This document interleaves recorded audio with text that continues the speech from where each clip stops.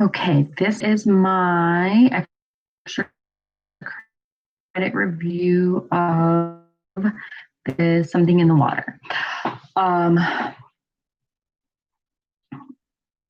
Unfortunately, when I was watching this, I was not that surprised. I have had firsthand experience with water pollution and how it can affect a person's health. I was born in Lewiston, Maine, which is a small town outside of Auburn, Maine. And I was born in 1983. My little sister was born in 1986. My parents moved to Maine, I want to say 1982 or so, and they purchased a pretty old house that they were remodeling. It was around 100 years old or so. And when they moved there, the house had an original well, and then there was a new well built. And the new well was connected somehow to some of the river and waterways, everything in the area, which my mom recalls that there was a strange smell in the well. And Lewiston has quite a few paper plants in the area. And my little sister drank a lot of water when she was younger. Fast forward, I guess about 6 years or so, we moved to South Florida, and my little sister was diagnosed with scleroderma, which is a hardening and an atrophying of the muscles. Now, it's not proven by any means that it is linked to the water, but my mom feels strongly that it was linked to the new well that my sister drank so much water from. And I'm not quite sure why she drank more water than us or how it is, but my mom definitely feels like it has something to do with the paper mills in the area. And we have that similar problem here with the paper mill just up in Charleston. I-75, when we get certain amounts of rain and everything, the amount of fog is due to the chemicals that are running through the riverways there. And, multiple car pileups have happened on more than one occasion. So when I was watching this film, it didn't surprise me that this is happening. It's happening everywhere. I guess it was kind of surprising to me that it's referred to as environmental racism because, which I have been aware of, a lot of times minority communities are the oh goodness, my mind's going blank. They're the ones that are dealing with these problems. I mean, we have the same issue here in Chattanooga, where in Highland Park and Alton Park, these were manufacturing communities, and a lot of the Black community lives in this area. And just until recently, when white people started moving into Highland Park, there has been a Superfund that has been designated to clean up the toxins in the soil. So you get your soil tested, and they're supposed to dig down so deep. But that wasn't happening before white people moved into the neighborhood. So I feel like, like one of the women say,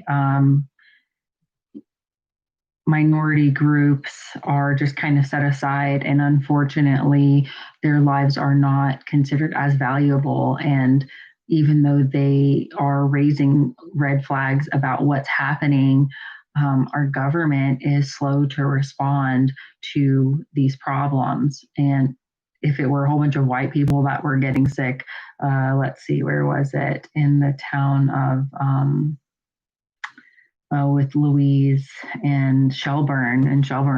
The whole town is dying of cancer. And I just can't believe that if that was happening in a white community, I just don't think that the government would let it go the way they let it go in southern Shelburne, from the the dump. Um, and with the natives, everything that they've had to go through and how they've taken their land, and the politicians, how they say, the town doesn't want you to speak for them, or the one guy, the paper mill guy, where was that in Picture Landing? He directly said at first, I was like, oh, I kind of feel bad for this old guy. He's the old white guy that worked for the paper mill. But then he clearly says, well, they weren't living in the water there next to it. So what? And it was just like mind blowing that he had the balls to say, so what? Like, it just didn't matter. And I guess at this point in life, he didn't care because he's old on his way out. So he feels like maybe he can just say what he feels like. He's made his money. Unfortunately, that's what it comes down to, is money. And then how the Mi'kmaq said, the women, the grandmothers, they state this is our waterway, but it's not just their waterway, it's everyone's. And that's what they say. Eventually water is going to be more than an ounce of gold, because if we continue to pollute our water like this, one day it's going to affect all of us. When I was in Vietnam, I was talking to some of the younger people there, and their take on it is, the last few generations would just throw their trash into the Mekong River, and now that trash is backing up. And so it's not just we throw it into the river, it's out of sight and out of mind.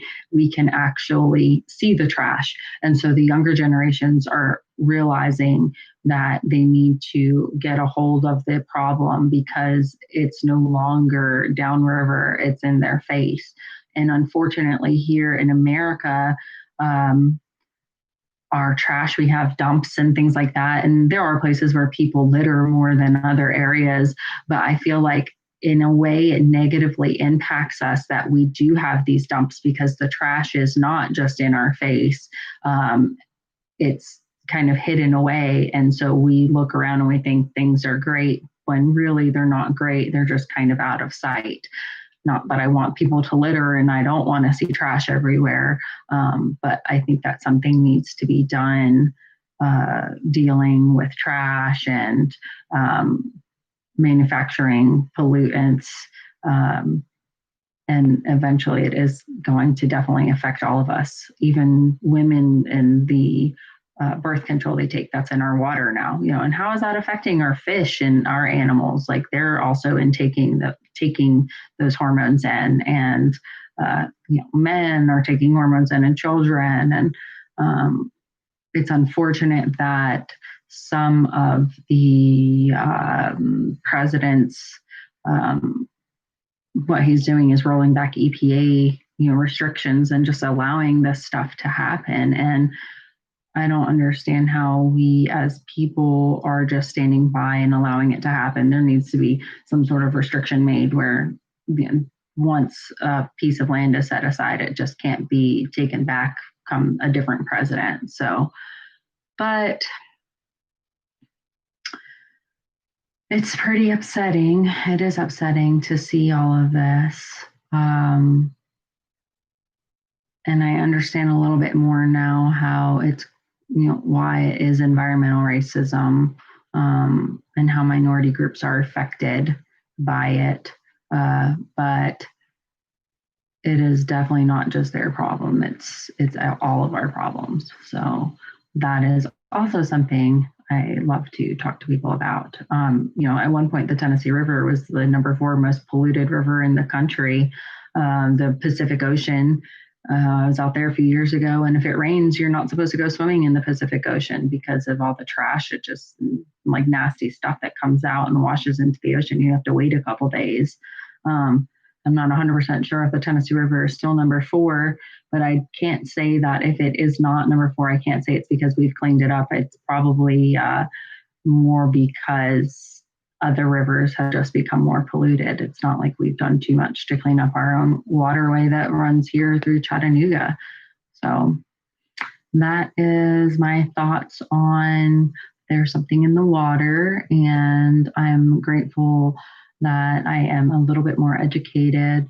And I'm kind of surprised because, I always thought like Canada was an amazing place, and to hear that they're dealing with the same shit, different country, is a little surprising to me. So that's it. Thank you.